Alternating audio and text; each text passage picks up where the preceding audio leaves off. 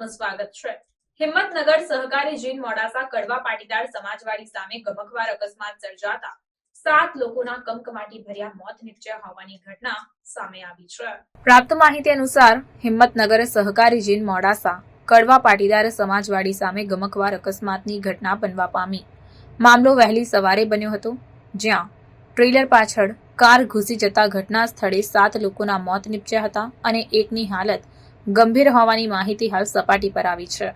શામળાજીથી અમદાવાદ જઈ રહ્યા હતા મૃતકો, ત્યારે ટ્રેલર અને કાર વચ્ચે અકસ્માતના પગલે કારનો કચ્ચર ઘાણ નીકળી જવા પામ્યો।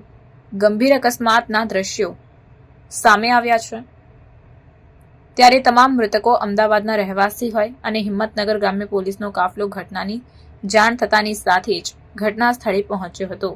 આ બાબતે ફાયર વિભાગ દ્વારા કારને કાપી તમામ મૃતદેહો બહાર કાઢવામાં આવ્યા હતા અને નેશનલ હાઈવે રોડ પર ટ્રાફિક જામના દ્રશ્યો પણ સર્જાયા હતા।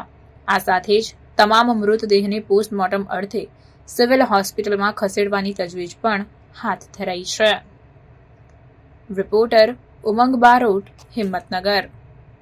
આવા ન્યૂઝ જોવા માટે સાબર આવાઝ યુટ્યુબ ચેનલને સબસ્ક્રાઇબ કરો અને લાઇક કરો, જેથી હવે પછીના દરેક સમાચાર સબસ્ક્રાઇબ કરેલા હશે તેઓને નવા સમાચારની માહિતી મળી જશે।